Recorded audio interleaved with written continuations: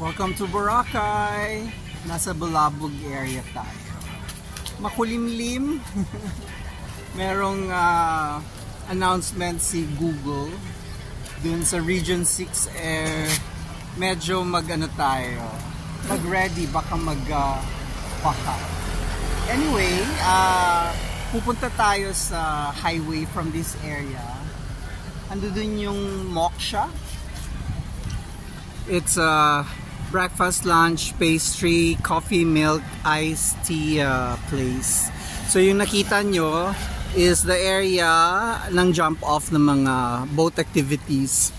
Nandyan siya ngayon kasi since it's August, masyadong maalon sa kabila. So dito ang jump off.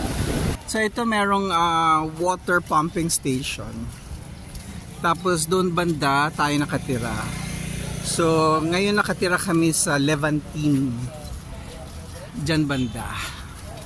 So, ito na yung Bulabog Boracay Road. May isang road dun sa kabila, Road 1A. Galing din dito sa side na to, papuntang main road. Ang labas nyo, BPI. But we will take this route. Maliit lang, sa ano lang to, maiksi lang tong road na to. So papakita natin, meron dyang BTC CIPMAI, pagkahaba-haba. I think it stands for Boracay Tumandok Indigenous Cultural Communities and Indigenous Peoples Malay Aklan. So parang cooperative siguro to. They have business, restaurant. Usually marami ako nakikitang tao dyan pag yung nagdadatingan na yung mga galing sa boat tour. Siyempre nauuhaw, nagugutom, so dyan kumakain. So let's start walking. Dala natin ang ating happy bag. I hope this serves as a happy pill. We bought this sa Divisoria for 30 pesos. So punta tayo sa kabilang side na to kasi may papakita ako. This very white thingy, the last time I was here wala pa ito. So it's called Bale Mi Boracay or Bale Mi Boracay Apartel. Yan, katapat niya itong merong advertisement ng Diamond Yacht booking station. I know that this is also for rent. Ito sila mga long staying yan. Pwede ka mag 1 month, 2 months, ganyan. Iwalay ang mo. Alright, that's the hop on, hop off bus. Sa mga familiar sa hop on, hop off bus, you know, kung hindi, paki-google na lang what is hop on, hop off bus. So this is the Bale Mi Boracay Apartel. Ang ganda, no? Ang linis. Tapos may mga balcony pa sila with high seats, mga stools. So ayan. So hindi ko alam kung who has access to the parang third floor. Room available. Ano ba to? Palapit palayo tayo. Anyway, ito ang mga contact numbers nila. They have Smart, they have Globe, and their rooms look like this. Ang nice, kasi tingnan mo, meron silang sink. Yung tinitira namin ngayon sa Levantine na nakuha namin ng 2 nights, meron din siyang sink. But we stayed a few nights ago, walang sink yung iba, yung mas mura. Pero yung family room sa Levantine may ganito din. Oh, we just came out from the bedroom. That's why I keep saying it's a bedroom, because what we got for the last 2 nights was a family room. Ayan, so may sofa, ganyan. So ito, mabalik tayo dito sa place na to. Parang walang parang walang kaganapan. Yun, bukas yung office. Basta ang alam ko dyan, yung nag-inquire ako dati, you will rent the room furnished naman siya. Tapos iba yung assessment sa water at saka sa electricity. Depende sa konsumo mo. So on a monthly basis, yung rental mo dyan, mababa ang labas. So, depende kung gaano kakalakas mag-aircon, gaano kakalakas uminom ng tubig, o maglaba. Nakalimutan ko lang kung may washing machine or meron kung may laundry services. But I guess, yung mga ganyang setup kasi na long stay, tapos separate ang water and electric bills, don't expect that your electric bill will be charged to you as if it's being charged as reading ng, let's say, Meralco. Siyempre may tubo sila doon kasi meron silang administrative fee for that. Yeah. So this one naman is Bihai or Baihai.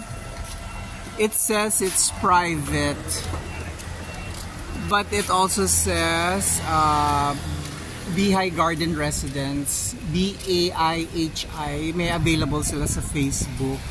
It's for sale or for rent. So, kung naghahanap kayo ng mabibiling property, you know, malapit lang doon, dagat na. So, let's move forward. Ako personally, hindi ko type maligo sa Bulabog. I want to reserve all my energy sa White Beach. So ito, wala namang indication kung hotel siya. Pero may nakiki-advertise sa kanila. Lot for sale. For details and inquiries, ayan. Lapitan natin. Siguro hindi naman ito yung lotting binibenta niya. So, kasi may building. Ako, ano ba to? Bakit single lane ba to? Hindi ko malaman, hindi naman sila nandoon sa lane nila. Nasa gitna sila ng nasa median sila nung kalye. So ito yung lot for sale. Okay. Next is Lanterna Hotel, Restaurant and Yoga Shala. Wow, Yoga Shala.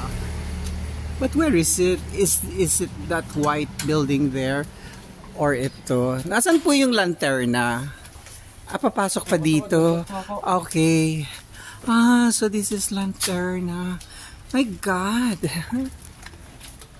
Nakaano naman siya, nakatago naman siya. May German Shepherd.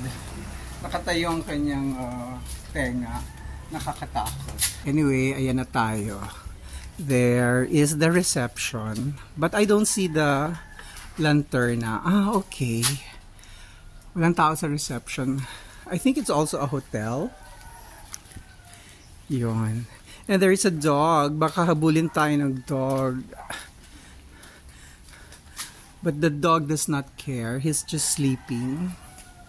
So that's the yoga studio to restaurant. Hindi na ako papasok.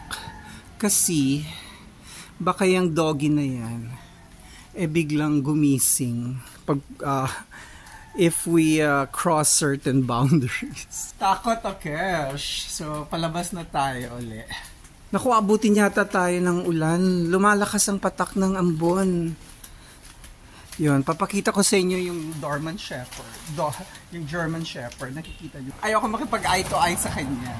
Baka hindi siya friendly. Yun. Alam mo, sa likod ng mga bahay na yan, may lake na dyan eh. But I've never been inside that lake. Tawid tayo uli. Kasi dito sa left side ko, merong magandang lugar. Ayan o. Ako, natatakot akong mabasa itong cellphone. Kasi yesterday, nahulog na to. So may basag na sa screen. So pag uulan, papasukin ng water. Ito ba yung mga modern phones? Hindi naman sila waterproof pero water resistant sila. So this is Spread the Happiness thingy. Happiness Hostel. So if you know Happiness Hostel, nakikita nyo na siya sa Google, sa Agoda or mga booking apps. This is where it is. How cool is that? Nakita niyo yung ano, artsy rendition nila. There's one real coconut tree. Tapos sa likod niya is painting of that coconut. Tapos may may taong sampa dun sa coconut trunk. There it is. Yarn. So, hindi na tayo papasok. And this one is Chill Out Hostel. Oh, iba naman ang drama niya. Papaya. Yan. Yung orange na yan. At bago natin tahakin ang Chill Out Hostel, merong nagpapanday. Sa harap nito, merong Bellarmine Properties Apartment for Rent.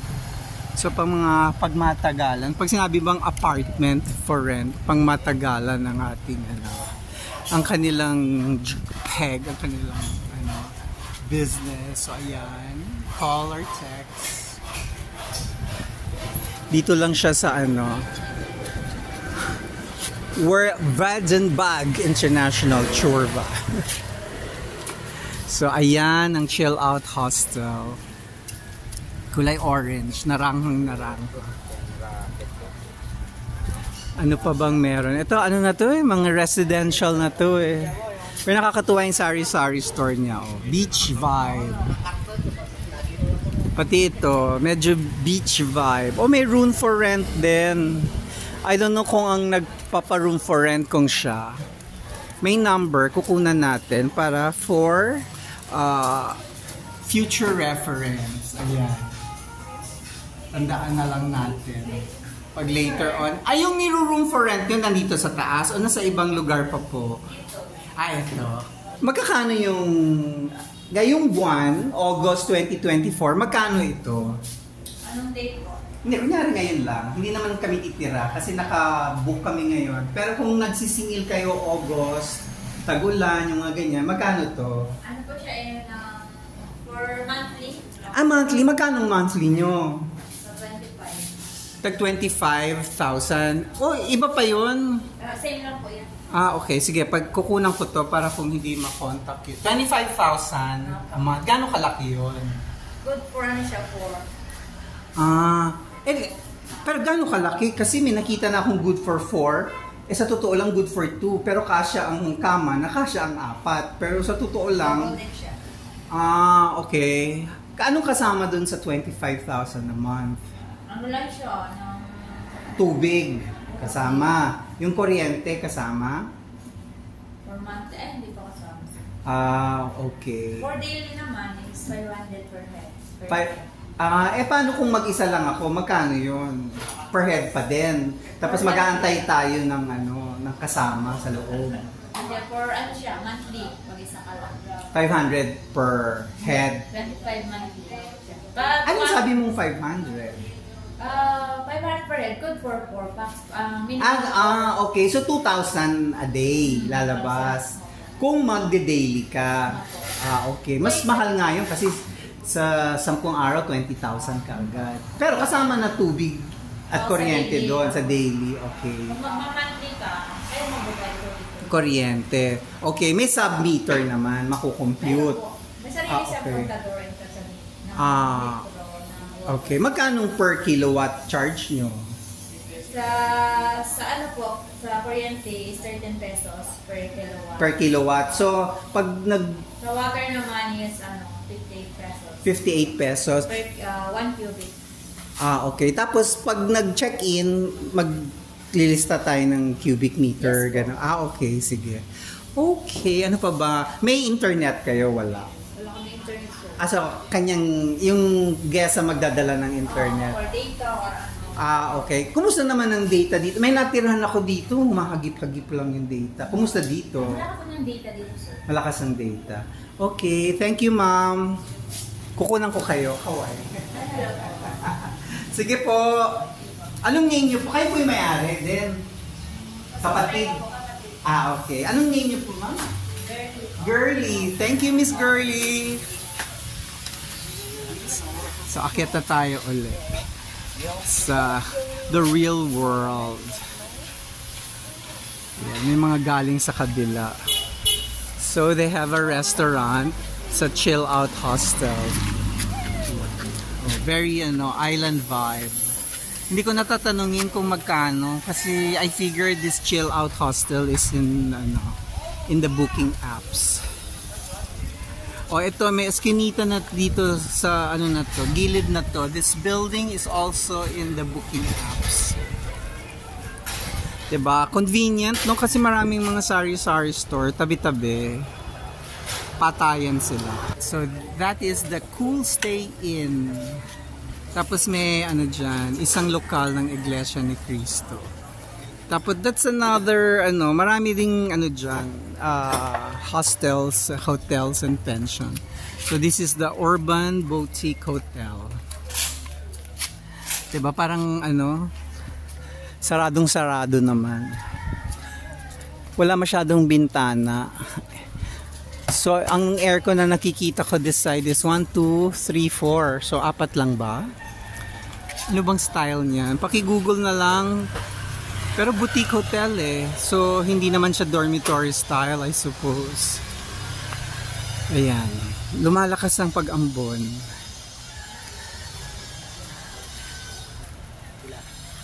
Ayan. There's ayan yung entrance. Huwag na natin pasukin. Tamad lang yan. Hindi kasi naman tayo. Walking vlog today. Hindi siya eskinita. Real road siya. Vlog. Ito nakikita ko sa harap. Is this hotel or residential?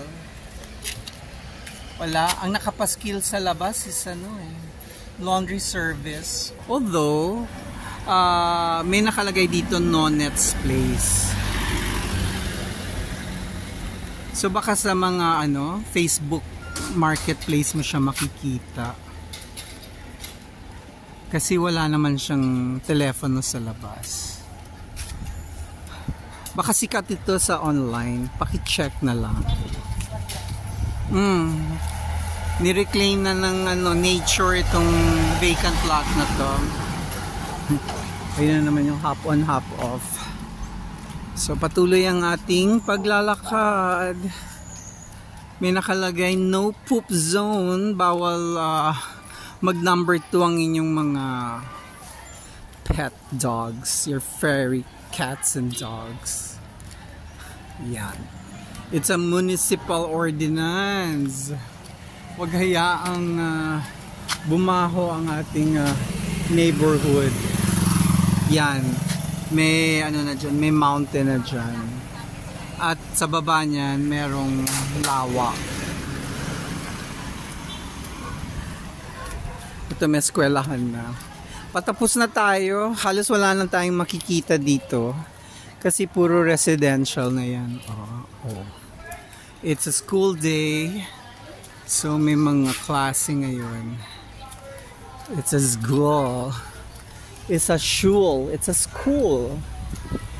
I wonder kung makakapunta tayo sa lawa.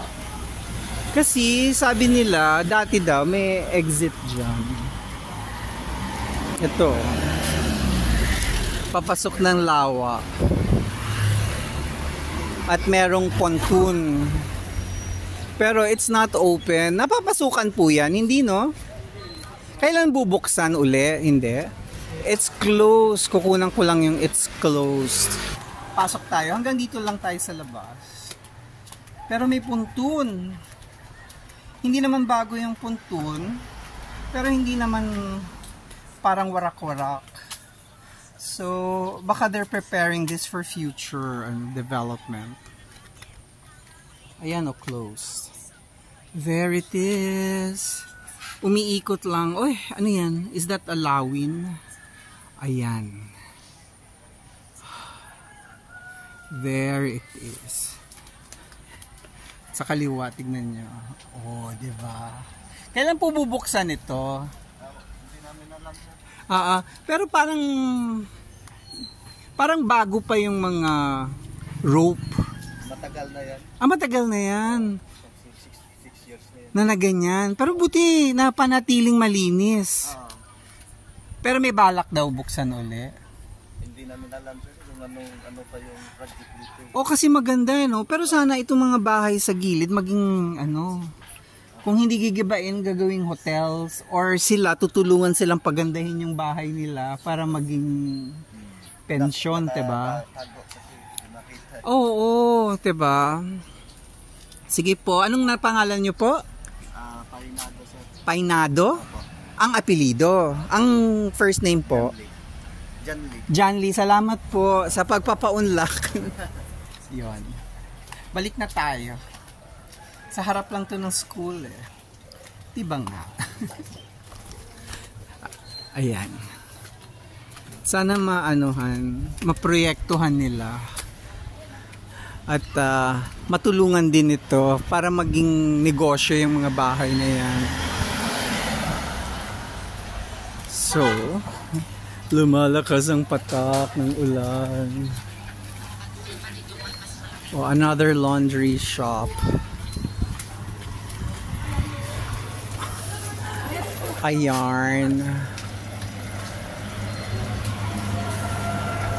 Sawadee Massage and Spa sa building na ito. Yan. So, merong Shomayan. Meron tayong Shomayan. May 37 coffee. At may karinderya. Wala akong dalang pera. Kung sakasakali may GCash kayo, ate. Na-deadmahan tayo. Okay lang. Pagdala na lang kayo ng pera. Kayo naman, magkano lang naman ang karinderya food. So, andito ang headquarters ng The Kingdom of Jesus Christ. Anitich yung viahe.com.ph. Tignan nyo na lang yung QR code. For rent na. May karinderya yan dati dyan. Nakakain pa ako dyan. So, it appears na meron ng investor. Pero parang one side lang. Itong left side wala. Sana yung both sides na marunong pa tayo. Hindi naman tayo maglalabas ng sandamakmak na pera para bago maumpisahan yung negosyo nila ang dami pang gagawin. Ayan na, the main road na. Parang ang haba na nitong ating Eskinita, pero hindi Eskinita vlog for today. Ito na ang Crown Regency Prince Resort. So, I always say Crown Regency has a nice location because sa tapat niya, nakikita niyo ba yung word na Palawan? Eskinita na yan. Totoong Eskinita. Ang labas mo is already the White Beach. Ayan. So, kita niyo ba yung Palawan? O basta ito yung may Kamusta Boutique Hotel. Pagpasok mo dyan, that's already your way to the White Beach. So, we end our vlog for today. Thanks for joining me. Please like and subscribe.